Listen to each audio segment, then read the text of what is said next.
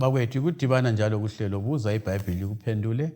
Ngihamba labafundisi bami ababili, umfundisi uMpofu lo mfundisi uMpofu. Bafundisi siyalamukela.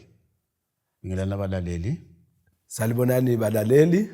Siyalamukela njalo kuhlelo lwethu lwamaviki wonke. Buza Ibhayibhili likuphendule. Okhulumayo ngumfundisi uMpofu CK. Salibonani balaleli. Siyalamukela njalo kuhlelo lwethu lwale iviki. Okhulumayo ngumfundisi OB Mpofu. Siyabonga.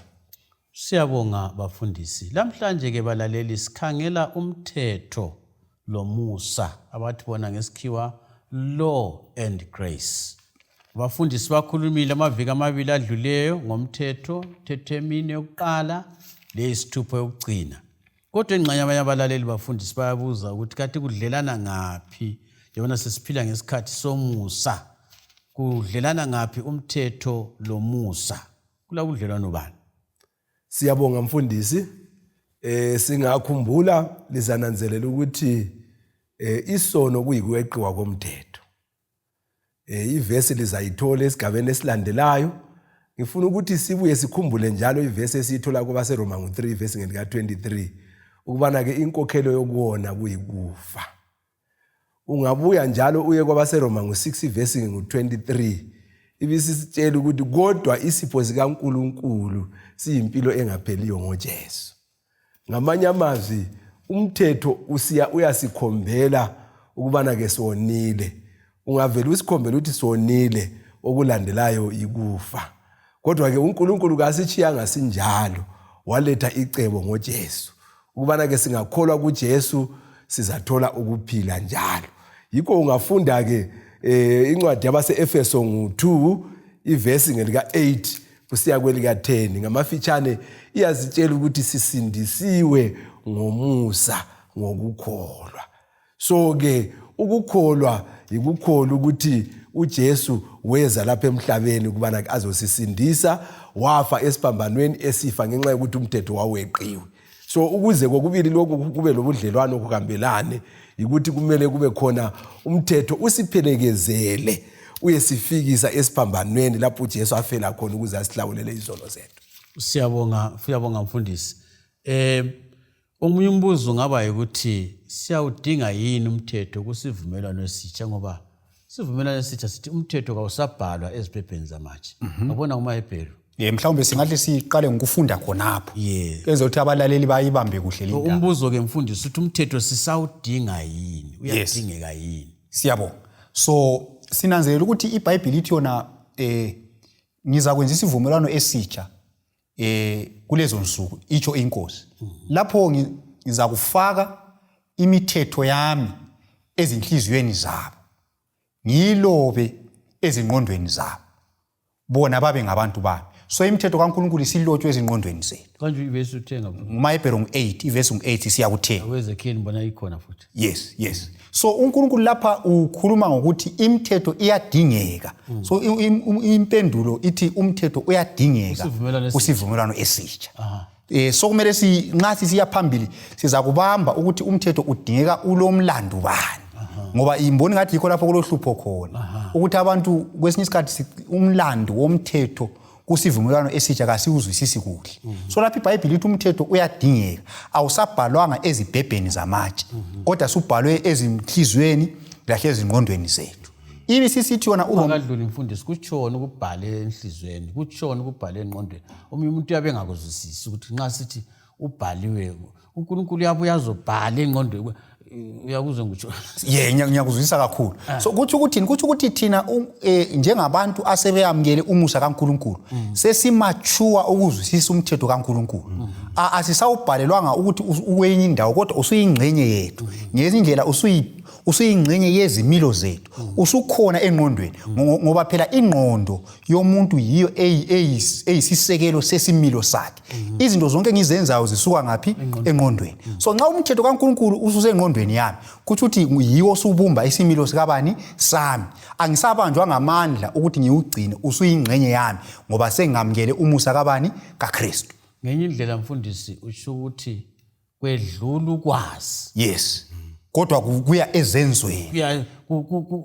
Into ejulileyo ngoba kufana lo muntu othi yena ngiyakwazi kumbe ngiyakwazi echolojo kodwa yena kuthi ehamba echolojo simbone eqonde eplums kodwa echolojo ngiyakwazi hayi ndoda hamba echolojo kodwa simbone ukuthi kuthi kakwazi umuntu lo uyakhuluma kuphela ngomlomo kodwa echolojo kanjani kakwazi so nxa kuthiwa isengqondweni lasenhlizweni kuthi asisoze sithi ngiyakwazi echolojo kodwa indlela echolojo siqonde eplums kuthi nxa ngisithi ngiyakwazi echolojo ngiqonda ngapi echolojo mphila khona lokho kusengqondweni yami indaba emnandi bafundisi encenye ngingangezelela khona Roma 3 verse 31 abalaleli bangayifunda futhi ithi yona siyawenza ubeze umthetho na ngenxa yomusa ithi khana kanye kumbe phinde kodwa siya njani siyawuqinisa then uTitus ngo2 verse ngo12 ithi yona umusa kaNkulunkulu obonakaliswe ebantwini bonke ungasukela kuverse 11 uyasifundisa ukwala ukungalungi esikhiwa ithi God's grace teaches us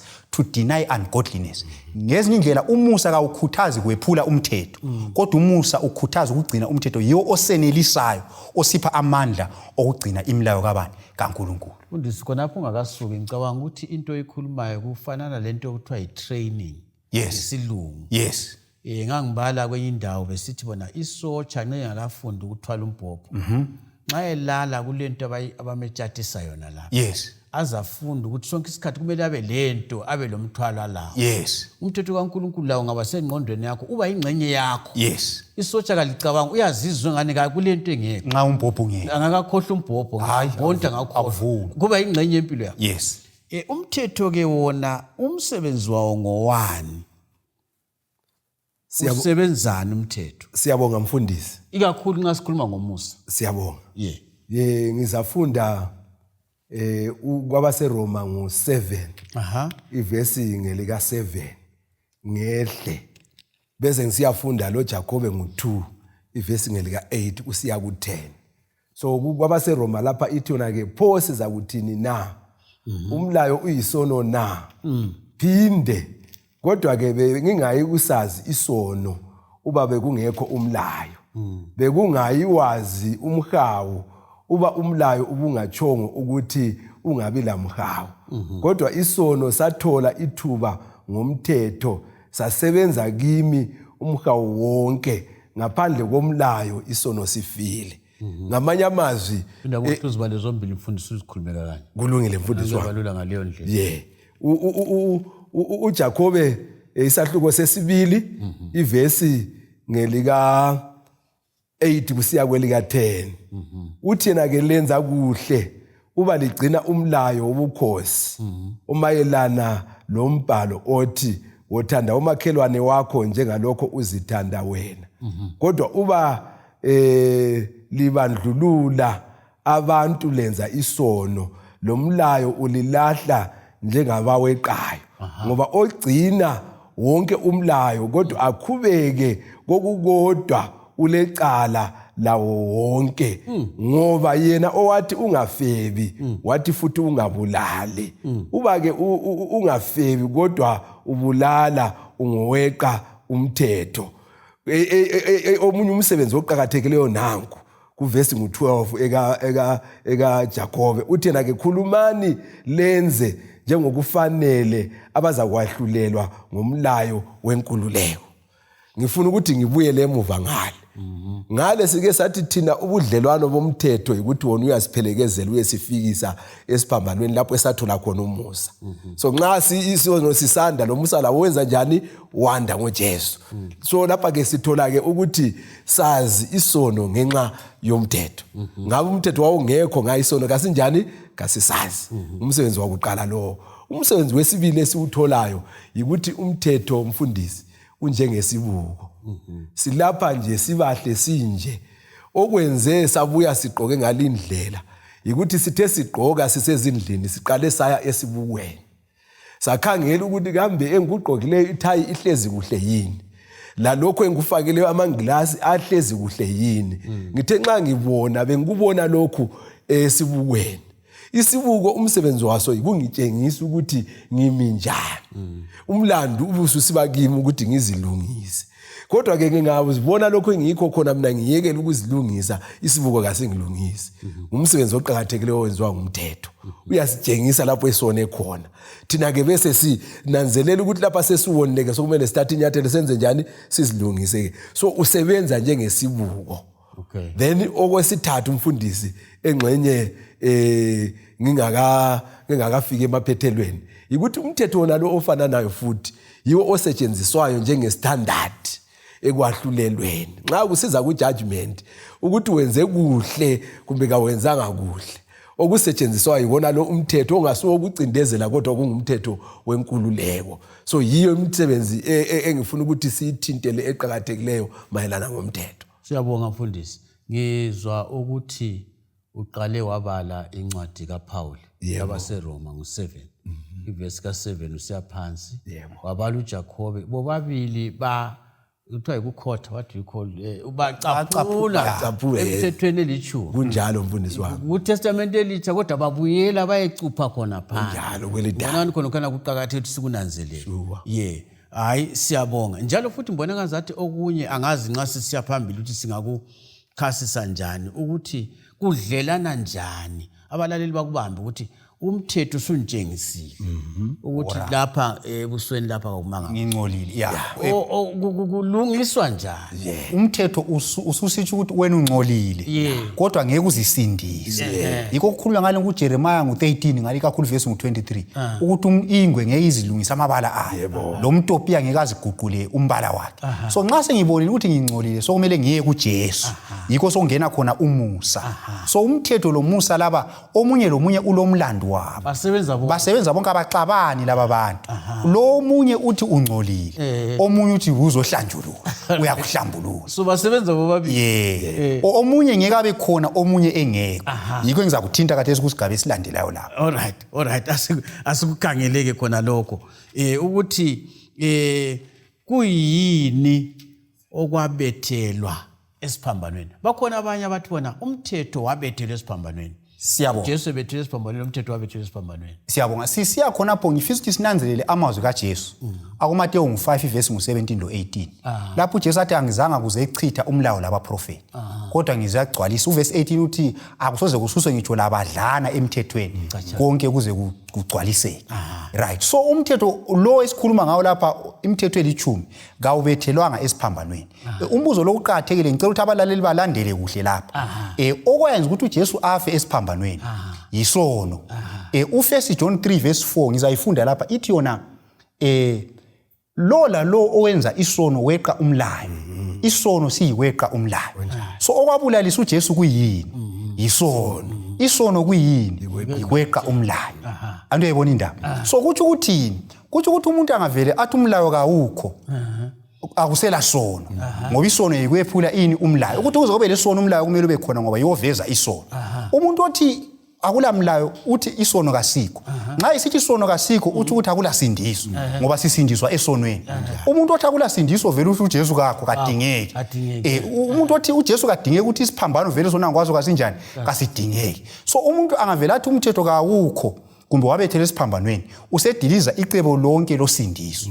Ngoba okwenza uJesu afe esiphambanweni yikuthi umthetho kaNkulunkulu awuguquleki.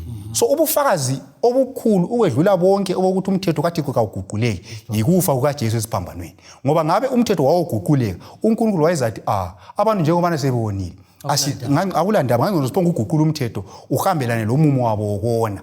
Kodwa ngenxa ukuthi umthetho wawungaguquleki kwadingeka ukuchitheka kwegazi likaJesu ngoba inkokheli yokona yikufa uJesu wafa esiphambanweni. So ukufa kukaJesu akubethelanga mthetho elithumi esiphambanweni kodwa kuyibufakazi bokuthi imithetho kaNkulunkulu imi kuze kube phakade.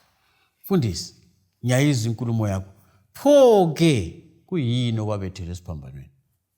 Nxa imithetho ingabethelwa ngesiphambanweni, kuyini okwabethelwa esiphambanweni? Siyabonga mfundisi. Ngizafunda lapha eBhayibhelini encwadini yabaseKolose ngo2 ivesi ngelika 13 14. Uthi yena ke lapha lanike lanxa belifile ngeziphambeko la ngokungasoki kwenyama yenu. uNkulunkulu ulenze laba ngabaphilayo kanye loKristu. usithethelele iziphambeko zethu zonke.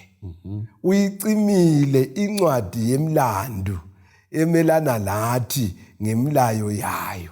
Wayisusa ngokuyibethela esiphambanweni. Ngifuna ke lokho mhlawumbe mfundisi ungenza wathi bona abantu umthetho wabethe babebala na le verse oyibala. Babebala yona le verse esibalileyo. Kodwa ke kabananzeleli lokho ukuthi sike sakhuluma ngemthetho elithumi lapha sikhuluma ngemthetho elithumi.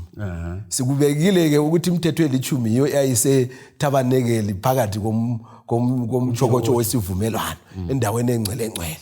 Kodwa ke phandle kwakuleminye imithetho eyayilotshwe nguMose incedisa abantwana bakwaIsrayeli ukuthi kumele baphile njani, kumele baziphathe njani, kumele bamukele njani icebo losindiso elokufa ukaJesu ngaphi esiphambanweni. Yikho uzananzelela ukuthi nxa obesibala lapha kuvesi ngelika 14 ku13 no14 iyasitshela ukuthi sonke lapha kakusela mJuda, kakusela mGreki, kakusela owesilisa, kakusela owesifazana. Sesifanana ngenxa yokuthi kathesi nxa sokumele siyevuma izono sizivuma kuJesu. Kakusadingi inkwilimbalezane sasikhuluma ngazo kunkonzo leyana ethabanekele. Kakusadingeka inkunzi, kakusadingi imithetho yabethelwa yiyona leyana eyayingemhlatshelo eyayikhomba uJesu wayeza kufa esiphambanweni. Iyo yabethelwa esiphambanweni. uJesu esefile mfundisi ngathi uthi kayisadingakala. Kayisadingakala. Kuyafanana la ukuthi nxa ulentombi kudala angazi khathesi amajaha la angikhangeleyo lapho ukuthi benza njani. Kanti wawusuba lomfanekiso wentombi. Uyithatha lapho umfanekiso ufake esikhwameni. Uhambe lapho. Kuthi bakufaka esikhwameni sesandla sokunxele. Okulenhliziyo khona lokho kukhipha umkhangela. Nxa usumthethe kambe usungamlokhu ukhangela umfanekiso. Awusadingakali ngoba usulaye. Mhlawumbe abalaleli bangafunda ku Deuteronomy 31. Iverse ngu26 iyasitshela ngusobala lapho ukuthi imithetho leyo kuthiwa imithetho kaMose kumbe kuthiwa iceremonial law eyemikhosi yafakwa eceleni komchokocho. Ayifakwa ngaphakathi.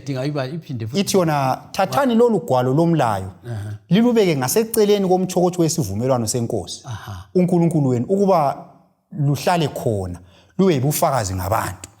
Izibhebhelezana uMoses wathi kwathiwa kazifake phakathi. Kodwa lapho uthi ugwalo lomlayo lo okuthiwa ngumlayo kaMose luthatheni lilufake eceleni kwebhokisi.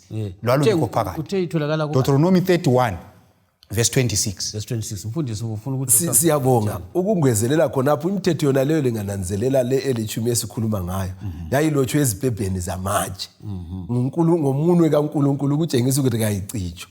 Kodwa leyi eminye yakhona esesikhuluma ngayo yayilotshwe egwalweni nguMose. Okunye futhi emfuna sikunanzelele nxa uJesu wayesebethelwe esiphambanweni esifa laphana iveyili ladabuka kusukisela phezulu laze layafika phansi.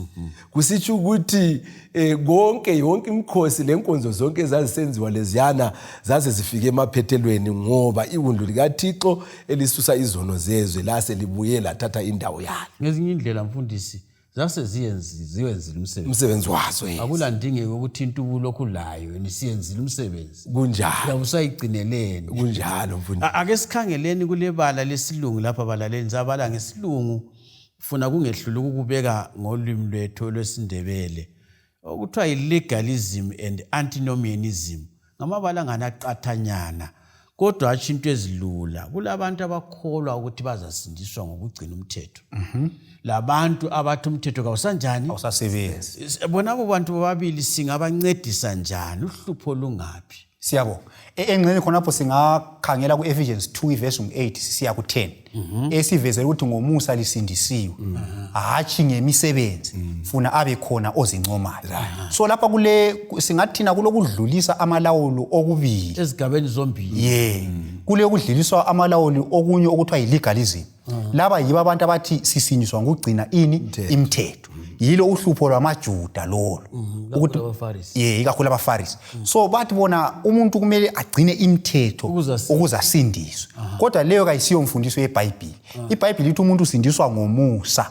Umthetho uyakhomba ukuthi umuntu uyisoni njengoba sesikuchasisile. Abe sesindiswa ngomusa ngokukholwa kubani? kuJesu. Kule ndlela eyodwa kuphela yokusindiswa ngomusa ngokukholwa kuJesu. Kodwa laba belegalism abomthetho laba bayala bathi hayi thina siyasinyiswa ngokugcina ini imithetho. Yikho okunye kwakukhuzwa nguPawuli ezincwadini zakhe ukuthi laba abantu abaFarisi bangabothi bona balemsebenzi abayenzayo yokugcina imithetho engabenza basindiswe ngoba kakho olungileyo emhlabeni abantu bonke izoni. Then laba beantinomianism, ukuthi antinomianism kuthi ukuthi umuntu ophikisana lomthetho kumbe ongafuni umthetho, umuntu ofuna ukuphila santando. So uPaul futhi uyakhuza abantu abanjalo kakhulu encwadini yabaseGalatia. Uyabakhuza ngoba abantu laba basebesithi kuthi uJesu umnandi. Nxa senguJesu vela angizilongeze ngamukela uJesu, angisalandela imithetho, sengizenzele ngufunayo. Kodwa ungakubamba umlomo mfundisi, bona abantu ngababuza ukuthi khona ngingamthatha yini umkakho, wathi hayi kavumi. Kanti uyayibona indaba. So ungesela mthetho phela yekela phela ngithatha umkakho ngoba kavumi. Uhlupho khonapho siza kuthinta siya phambili. Uhlupho uzathola ukuthi imithetho abangathi bayihlasela abayephulayo yiliyana iyakuqala engu4 ngoba liyana ixhopha uNkulunkulu ayixhophi umuntu. Le ngathi ixhopha abantu ngathi bayigcina ngoba bayakwazi ngathi ingasagcinwa laye uyamlimaza futhi. Yes. So lapho sokusithi ukuthi idonki wabhemu wakho ngambona ngizithathele akulanto ozambuza kulanto ozambuza ngoba kulanto ethungantshontshe. Yes kunjalo ba. So laba beantinomianism yibo abagcizelela kakhulu umthetho sowabethele isiphambonini umthetho awusekho. Kodwa ke uJesu yena ngokwakhe usitshelile ukuthi imithetho ayisoze iguqulwe. kuJohane 14 verse 15 uthi nxa lingithanda gcinani imilayo yami. So umKristu weqiniso olandela imfundiso yeBhayibheli akatholakali kulegalism ukuthi usindiswa ngomthetho ngoba iBhayibheli iyakwala lokho. Futhi katholakali kuantinomianism ukuthi umthetho kawusasebenzi. Kodwa uyakwazi ukuthi umthetho ulendima yawo yikutshengisa isono, umusa ulendima yawo yikusindisa isoni esephule umthetho ngokukholwa kuJesu. Singenza ukuthiwa ngesilungu bafundisa ukuthi i-healthy balance. Yes. Ukuthi kokubili lokhu sibe phakathi la phakathi. Hayi kulabana bayale. Yes. Bebaleka ngokuthi basindiswa ngomthetho laba bathi umthetho kawusasebenzi. Yes. Phakathi la phakathi laba sithini? Kusitsho ukuthi umuntu kagcina imithetho ukuthi asindiswe.